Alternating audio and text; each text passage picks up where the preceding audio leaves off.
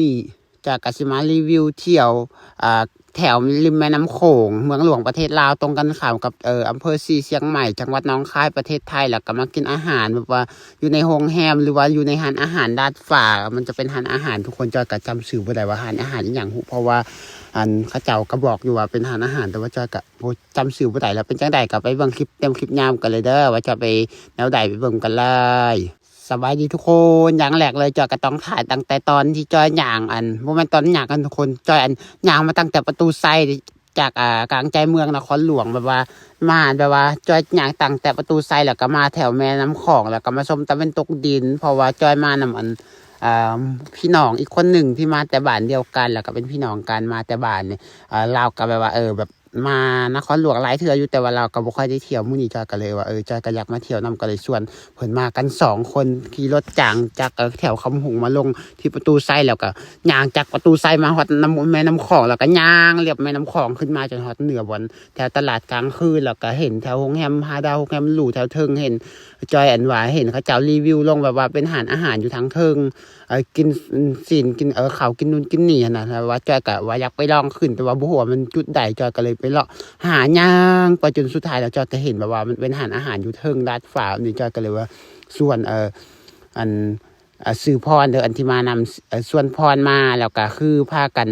มาแล้วก่อนที่ขึ้นไปถึงก็พากันมาขึ้นลิฟต์นู่นนี่นั่นถามตอนแรกเขาก็ถามพนักงานอยู่ทั้งหลุมว่าเขาสามารถขึ้นไปชมวิวเทิงได้บ่ได้เสียเงินว่าพนักงานเขาบอกว่าบ่ได้เสียหยังเพราะว่าเป็นอันนี้จะเป็นโรงแรมแต่ว่าทั้งเทิงจะเป็นร้านอาหารผู้ใดอยากขึ้นไปกินก็สามารถขึ้นไปกินได้หรือว่าสามารถจองโต๊ะนั่งก็ได้แบบนี้นะจะก็เลยว่า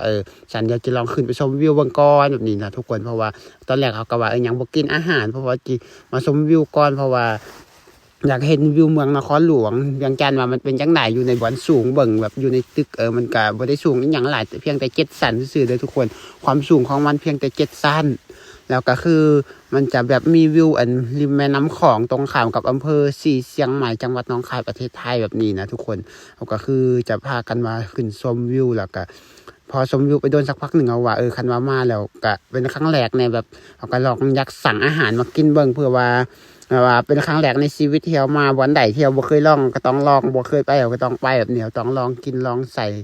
แบบในชีวิตคนในเมืองเบิ่งว่าจะเป็นจังไดแบบนี้ทุกคนหลังจากนั้นเราก็คือจะได้พาชมวิวหลังจากชมวิวเราก็จะได้ไปหาสั่งแนวกินนู่นนี่นั่นเด้อเพราะว่าเป็นครั้งแรกของเฮานะแล้วพอเบิ่งราคาอาหารเด้อทุกคนจะให้เบิ่งคือแบบว่า แพงแต่ว่ามันก็สมกับวิวมันงามอันนั้นจะเป็นแถวนครหลวงทุกคนเมืองหลวงประเทศลาวตึกกันยังจะบ่หลายคืออย่างที่เห็นนี่แหละแต่สำหรับคนอื่นเบิ่งก็อาจจะมันบ่ได้หรูหราแต่สำหรับเฮาแท้อีหยังที่แปลกใหม่ที่เฮาบ่เคยเห็นก็หรูหราไปหมดเลยแล้วก็ดีกว่าบ้านเฮาไปหลายเท่าเลยเพราะว่าบ้านเฮาค่อนข้างลำบากอยู่บนดอยแบบหากินแบบบ้านๆได้อยู่แต่ว่าหาชีวิตหาเงินหาทองบ่มีบ่อนหาบนี่นะแล้วพอแบบไก่สิมืดมาเขาก็ว่าพากันสั่งอาหารมากินเบิ่งให้ทางพนักงานเพิ่นเอาอาหารมาให้แล้วให้เขาอธิบายให้แต่ละอย่างนู่นนี่นั่นเราก็จะลองสั่งแต่ทุกคนเขาคือสั่งแบบ2 คนอย่างแรกเขาก็ต้องเปิดเบิ่งอาหารก่อนว่าอาหารราคาแพงหรือว่าถูกทุกคนมาเบิ่งเด้อก็คืออันนี้แบบ500,000ส่วนอันทางปืดมาอีกเทื่อนึงมาทางนี้คือแบบแต่ละอย่างทุกคนมันคันว่าเป็นหนามที่เขาเจ้าใส่ในจอกก็คือจอก1 80,000 กิบหรือว่า80,000 กิบถ้าเป็นอาหารก็มีหลายราคาทุกคนเพราะว่าจะเป็น500,000 ล้าน 1 2 ล้าน 3 ล้าน 4 ล้านก็มีนะจานละ3 ล้านก็มีจานละ4 ล้านก็มีโอ้โหจอยว่าเขาเอาจากอันแพงเกินว่าซั่นเขาก็เลยแบบเลื่อนไปจนสุดท้ายแล้วก็มาเห็นของแบบมันราคาน่าจะถูกบ่หรือแบบถูกใจบ่ลมกันก่อนว่าเขาจะเอาแนวใดเพราะว่าคันเอาอันแพงเอาก็คือจะบ่มีเงินจ่ายเอาก็ต้องเอาตามงบของเฮามาแต่ว่านอกเขาบ่ค่อยมีเงินเราก็จะเอาตามงบของเฮา แต่ว่าก็อยากกินอาหารหรูคือเขาอยู่แต่ว่ามันก็แพงเกินเราก็เลยสั่งคนละจานก็พอส่วนจอยเอาเป็นข้าวผัดมักเผาววันนั้นทุกคนข้าวผัดมักเผาวก็280,000 กีบแล้วก็อีกตัวหนึ่งมันเป็นปิ้งสินอย่างนี้สักอย่างแต่ว่าจอยก็บ่รู้ชื่อเมนูเพราะว่าเขา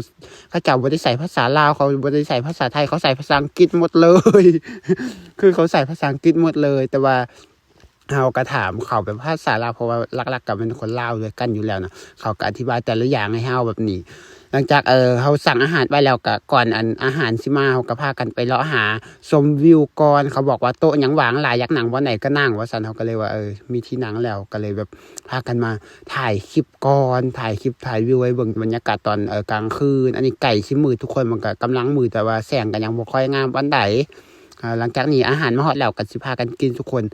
มันก็คือจะสั่งเป๊ปซี่เอาก็คือจะเอาน้ำอีหยังมันก็แพงก็เลยเอาเป๊ปซี่2 ปองปองละ25,000กีบรวม2 ปองก็50,000กีบแล้วรวมอาหารรวมทั้งหมดค่าใช้จ่ายเฉพาะกินอาหารมื้อนี้เขาก็สิหมดไปอยู่ที่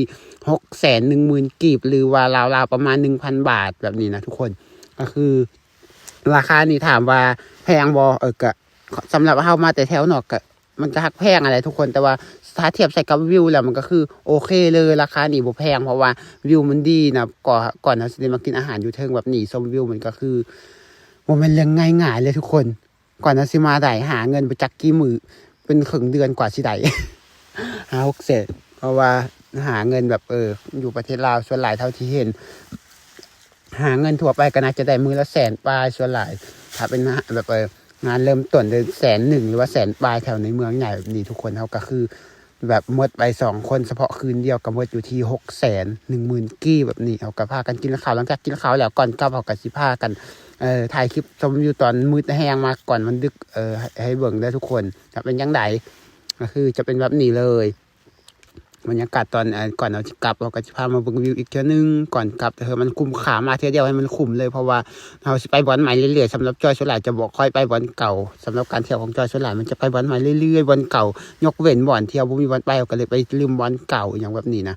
บ่อนใดเที่ยวยังบ่ทันได้ไปก็ไปบ่อนใหม่เรื่อยๆหาเงินได้แล้วก็เลาะหมดแล้วก็หาใหม่แต่ว่าบ่ฮู้ว่าเฮาสิอยู่ฮอดมื้อใด แล้วพบกันใหม่คลิปหน้าทุกคนสำหรับผู้ใดมักเบิ่งคลิปนี้ก็อย่าลืมกดไลค์กดแชร์กดติดตามให้จอยเดิมเพื่อเบิ่งคลิปต่อไปวันละก็บ๊ายบาย